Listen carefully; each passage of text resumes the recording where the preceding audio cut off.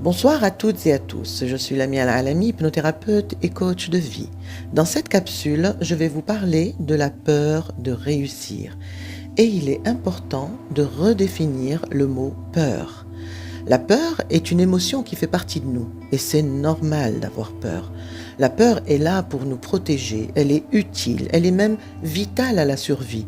Elle nous envoie un signal dans le corps, elle communique avec nous et lorsque nous n'écoutons pas ce signal, il devient de plus en plus fort. La peur d'une menace concrète est de 8 à 10% seulement. Tout le reste n'est que la peur psychologique, c'est-à-dire l'histoire qu'on se raconte sur un événement. Ce qui nous freine, nous bloque, comme par exemple la peur de réussir, qui est un générateur majeur de stress et qui va de pair avec la peur d'échouer. La peur de réussir s'explique en partie par la peur du jugement des autres, un sentiment d'imposture, la croyance de ne pas mériter le succès.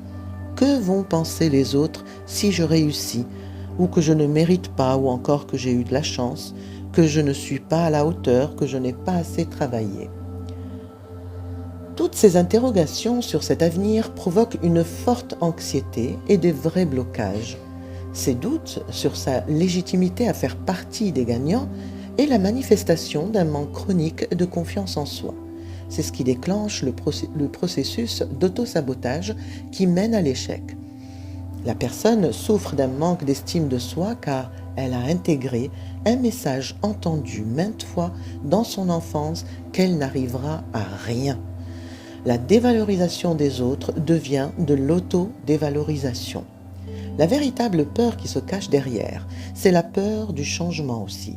Peur de changer votre quotidien que vous maîtrisez, votre tranquillité, changer votre sécurité émotionnelle. Cela peut être un changement de statut social, la peur d'un changement futur que vous ne maîtrisez pas, donc l'inconnu. Comme il y a un dialogue interne et un côté aussi perfectionniste, vous essayez de tout prévoir pour être sûr que vous ne prenez pas de risques. Or, tout prévoir, c'est juste pas possible, d'où l'importance de vivre le moment présent. C'est se focaliser sur l'action que vous devez effectuer aujourd'hui et assurez-vous que l'action que vous mettez en place vous procure un bien-être immédiat. Aussi étrange que ça puisse paraître, réussir peut déclencher chez certains une forte culpabilité.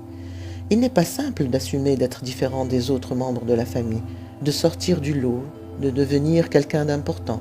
Cela peut créer la crainte d'être rejeté de ses proches, voire ne plus être aimé par sa famille ou ses anciens amis ou même ses collègues parce qu'on est en décalage par rapport à son milieu d'origine. Comme dit le dicton, qui ne risque rien n'a rien, ce qui vous amène à élargir votre zone de confort, qu'on appelle communément la prison dorée. Si vous n'essayez pas, vous ne saurez pas ce qui vous attend. Or, le seul moyen de progresser et d'évoluer, c'est de se retrouver dans un milieu inconnu, dans une zone d'apprentissage. Il faut vivre avec le courage d'essayer et non avec la peur de ne pas y arriver.